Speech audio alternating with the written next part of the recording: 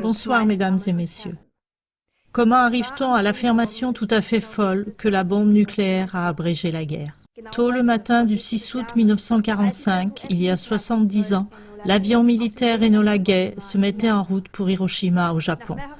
Après un vol de plusieurs heures, il atteignait son but, le centre d'Hiroshima.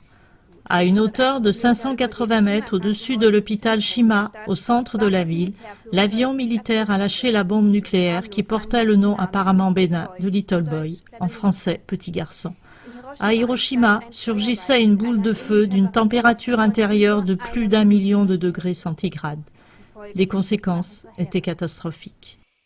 D'après les informations officielles, 70 000 à 80 000 personnes ont trouvé une mort immédiate, presque exclusivement des civils qui séjournaient au centre-ville. Leur épiderme s'est évaporé en un instant. Un éclair éblouissant provenant de l'explosion a brûlé les murs des maisons encore debout, y laissant la forme des personnes avant que celles-ci soient arrachées par l'onde de choc. Dans les heures qui ont suivi, beaucoup de Japonais qui n'avaient pas été tués sur le coup perdaient leur sang de manière atroce à cause des blessures intérieures qu'ils avaient subies. Dans les semaines qui ont suivi, la radioactivité dégagée lors de l'explosion tuait d'autres habitants en grand nombre. Selon des estimations différentes, 90 000 à 166 000 autres personnes auraient trouvé la mort jusqu'en 1946 à cause des séquelles. Des cancers, une conséquence à long terme de l'irradiation, ont fait souffrir des grandes parties de la population pendant des années. Selon une étude, 9% des cancers que les survivants ont eus entre 1950 et 1990 étaient une conséquence du lancement de la bombe. On appelle Iba-Kusha les survivants des bombes nucléaires au Japon.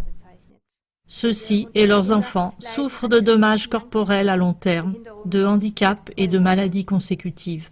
Souvent, des troubles psychiques viennent s'y ajouter.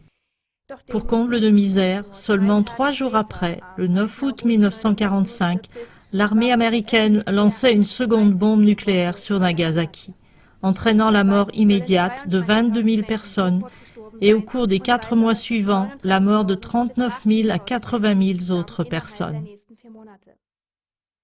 Aujourd'hui, 70 ans après, beaucoup d'Américains croient encore à la version officielle selon laquelle les bombes nucléaires du 6 août 1945 sur Hiroshima et 3 jours après sur Nagasaki auraient abrégé la guerre. Les partisans des lancements des bombes nucléaires argumentent que grâce à elles, l'invasion inévitable, sans cela, l'opération nommée Dawnfall, aurait été rendue inutile.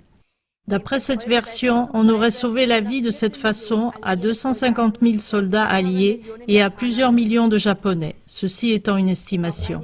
Certains médias dirigeants défendent encore la version américaine. Par exemple, Anne Stein, correspondant du quotidien Die Welt, a écrit le titre suivant concernant l'anniversaire du 6 août. L'alternative aurait été pire.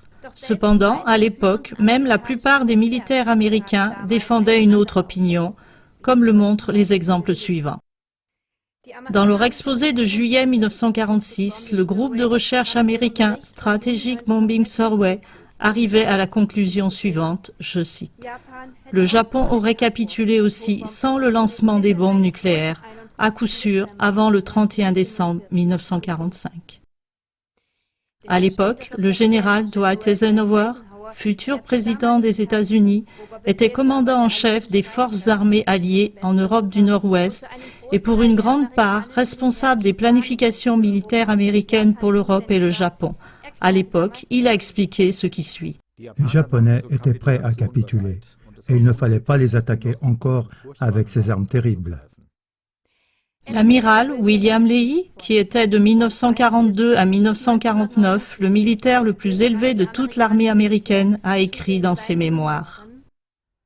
Dans ma perspective, la mise en action de cette arme barbare à Hiroshima et Nagasaki n'a pas du tout conforté notre guerre contre le Japon. Les Japonais étaient déjà vaincus du fait du blocus maritime et des attaques aériennes victorieuses avec des armes conventionnelles, et ils étaient prêts à capituler.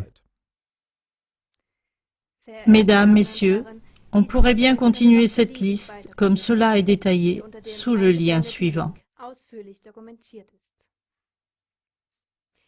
À présent, même quelques médias principaux de langue allemande commencent à remettre en question la version officielle américaine.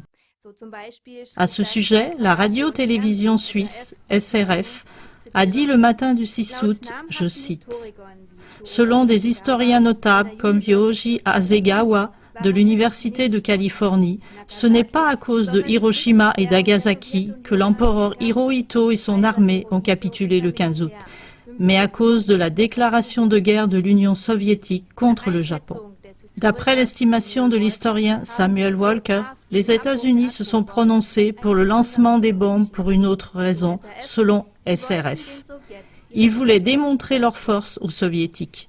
Les Russes et beaucoup d'autres personnes voient dans le lancement de la première bombe nucléaire le début de la guerre froide qui a mené à une course aux armements nucléaires. Mesdames, Messieurs, en fait, tout le monde le sait.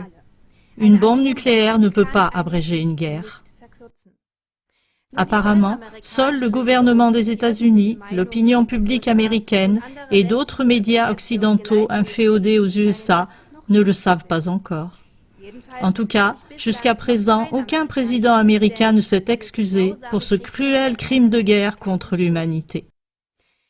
Il ne nous reste plus qu'à espérer que les politiciens européens et les médias en tireront une leçon et qu'ils n'accorderont plus de crédit à une légitimation de guerre des USA, quels qu'en soient les moyens. Puisse Hiroshima et Nagasaki être un mémorial, proclamant qu'on fera tout pour qu'une telle souffrance ne se reproduise plus jamais. Au revoir.